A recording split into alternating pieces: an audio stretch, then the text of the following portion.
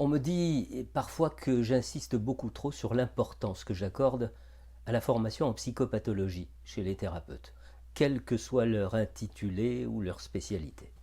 Eh bien, je maintiens que c'est ce qui fait socle et que sans elle, le praticien demeure dans le brouillard de ses interprétations, la plupart du temps biaisé par son histoire personnelle. Seulement, n'allez pas croire que la psychopatho équivaut à un dictionnaire des pathologies que l'on pourrait ingurgiter une fois pour toutes et qui éclairerait chaque première séance avec un nouveau patient lorsque celui-ci dépose sa plainte. La psychopatho, c'est une voie d'accès.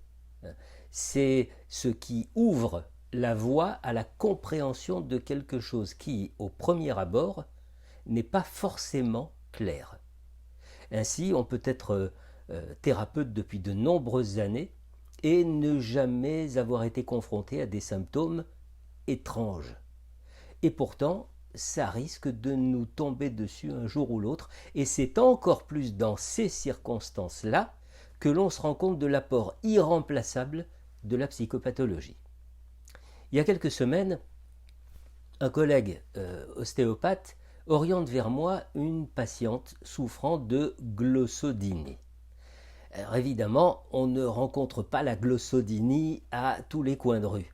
Encore faut-il avoir quelques vagues souvenirs de grec ou de latin pour remonter aux origines, aux racines d'un mot et savoir à peu près de quoi il s'agit. La glossodynie, pour rester simple, c'est le syndrome de la bouche en feu.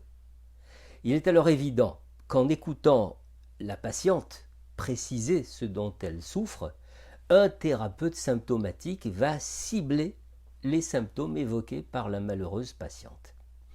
Or, la psychopatho nous fait balayer d'un revers de manche la symptomatologie en question. Et pour quelle raison? Eh bien tout simplement parce que après, évidemment, après que l'on se soit assuré qu'à l'issue d'un habituellement très long parcours du combattant, il n'y ait strictement aucune étiologie organique, eh bien il ne reste plus qu'à conclure que le corps de cette patiente, et tout particulièrement sa zone buccale, ne puisse utiliser d'autre langage que celui de la douleur, en lieu et place d'un langage fondé sur les mots. Autrement dit, le corps de cette patiente est un corps parlant.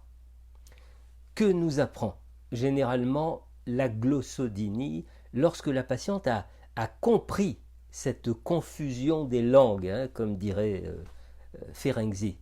Évidemment que les sensations douloureuses sont bien réelles, évidemment qu'elles deviennent parfois très invalidantes pour les patients, et évidemment qu'en l'absence d'une étiologie organique, les patients peuvent avoir l'impression que la réalité de leurs symptômes n'est pas véritablement reconnue. Le plus important, c'est que la glossodynie cache généralement une dépression. C'est même le type du camouflage de la dépression masquée. Et plus précisément, d'une dépression très archaïque, une dépression précoce, qui correspond à la difficulté chez le petit enfant de supporter la première séparation d'avec la mère. Autrement dit, la fin du paradis perdu. Le paradis perdu étant le sein nourricier. Ça, c'est le pétard. Et le pétard peut demeurer très longtemps au fond de la poche, sans se manifester, jusqu'au jour où un événement de la vie va réveiller chez l'adulte le souvenir traumatique de la privation première, du sevrage. La bouche devient alors le siège de l'explosion du pétard. Ça brûle, ça pique, ça démange, ça gonfle. Si vous avez lu Le Moi Peau de Didier Anzieux, vous comprenez sans doute mieux ce qui se passe. Le psychique parle par la zone buccale, spécifiquement la zone buccale, qui raconte une histoire propre à cette zone-là du corps, et pas une autre. C'est la zone concernée par le traumatisme précoce, vécu évidemment par chaque sujet d'une façon singulière et pas forcément traumatique. On note alors dans l'anamnèse que les traitements médicamenteux n'ont pas d'effet, ou si peu, que la patiente est presque devenue une errante thérapeutique à force d'être allée chercher une solution chez tant et tant de praticiens de toute obédience. Il faut alors admettre ce constat.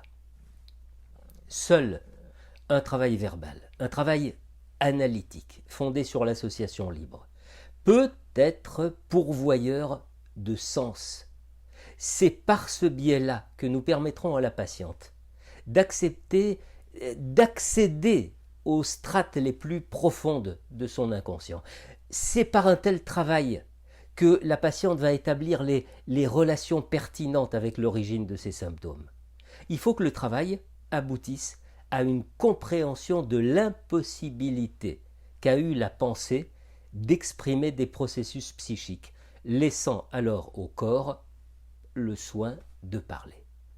Alors, la dépression pourra régresser. Alors, selon la passerelle entre psychanalyse et neurosciences, de nouvelles connexions neuronales viendront réparer, en quelque sorte, les représentations aberrantes.